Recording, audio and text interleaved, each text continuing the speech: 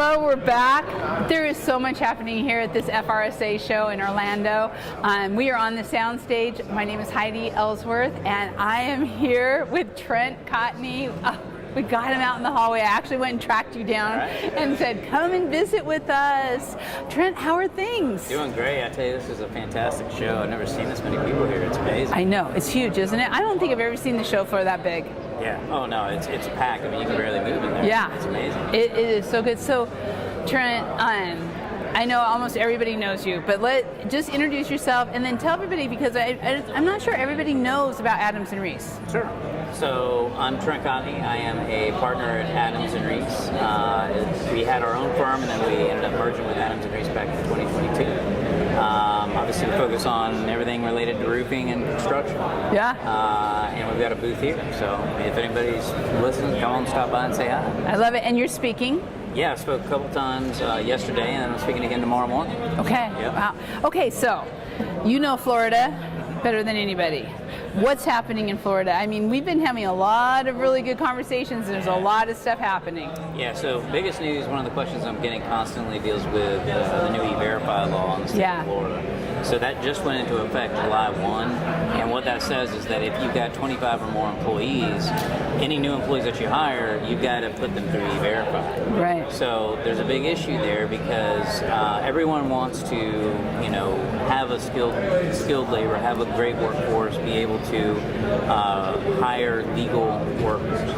And right now, everyone in the state of Florida before this law was using the I-9 process, which you give documents and you're entitled to rely on the document. Yeah. Now with E-Verify, there's no plausible deniability, right? So if you go to submit that and it pops that they're illegal, then you have to get rid of them, right? So what's happened as a result of this is a lot of contractors are very concerned about it. I've heard some of the statistics to date. We've lost 15 to 20% of our sub-labor. Serious? It's gone to either Texas or Georgia or other states because from their perspective, why do they have to worry about it? There's plenty of work elsewhere. Right, there is lots of work. The good news is that since July 1st, I've heard of no enforcement. Okay, and I would get a call if from somewhere.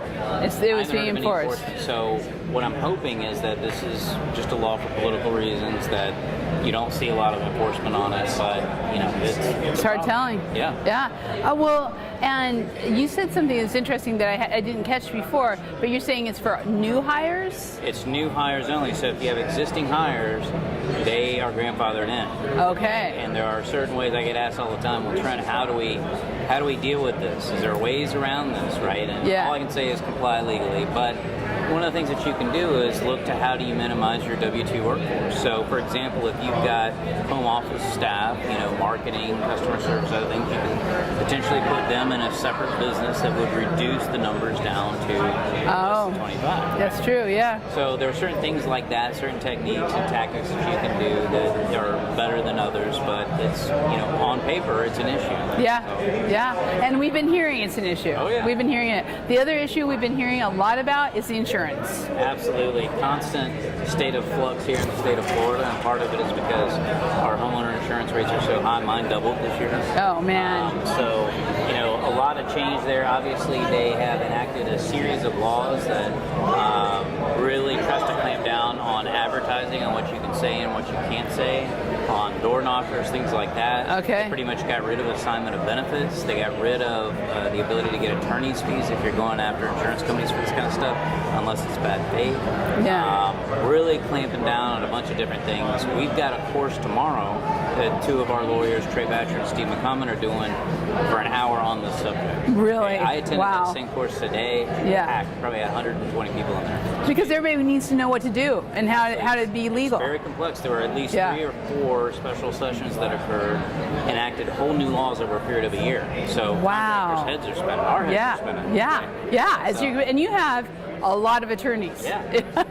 We got hundreds who of are working on it. it. We got to keep up with all this. And it is. I don't doubt that there will be more changes. So stay tuned to Roofers Coffee Shop for the latest. Yeah. Well, and that's what I love. Whenever anything happens, you are the first article that we have up and telling us what's happening. Yeah. As soon as something big hits, I'll send I send Heidi an email and I say, hey, here's something big, members. And we go up that day because we know it's hot. Yep. Absolutely. Yeah. So I don't doubt that there will be more changes, especially as we get closer to election Yeah. It's a very politically driven issue. Yeah, yeah, and especially in Florida. Yeah. You got a lot of politics going on here. Oh, yeah. Yeah. Absolutely. Well, I was so excited to share with you, and we're talking about Coatings Coffee Shop, our brand new. You said that you were telling me you're going to be writing and setting us stuff for Coatings Coffee Shop. So excited about that. But you said there's also a lot of stuff going on there too. Yeah, it's real interesting. There are a variety of different liquid applied and coatings type products that are out there. They range from what you would consider as normal painting to waterproofing to embedded mesh to you name it, right? But in the state of Florida, a lot of the coating manufacturers have had some difficulty obtaining the right approvals, getting them approved by insurance, all these types of things.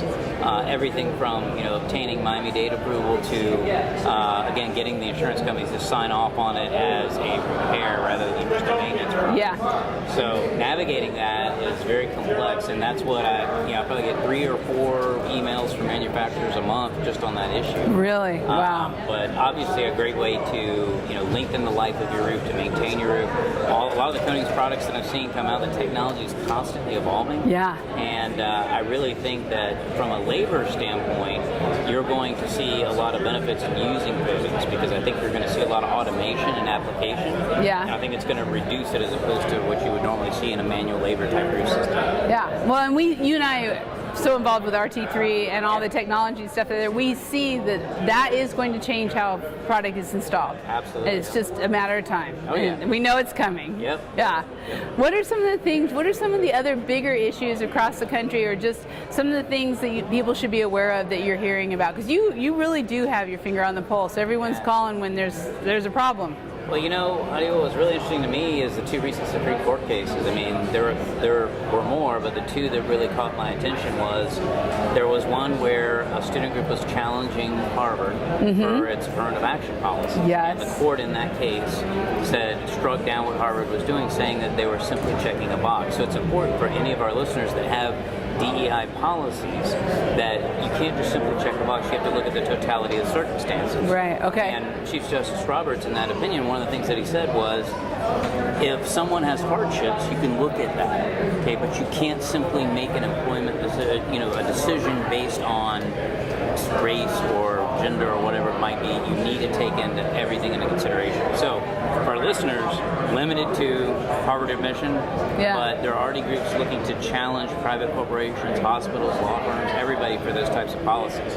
Wow. Second thing I want to mention is religious accommodation. So if you have an employee that comes to you asking for any kind of religious accommodation, the case that came out said you have to really show a substantial economic hardship to deny that. So remember, it doesn't matter what it is, that's a higher threshold. So if somebody claims, I can't do this because of my religious beliefs, pay attention to it. It's a problem. There has been a ton coming out of the Supreme Court, too. Very aggressive court. Yeah.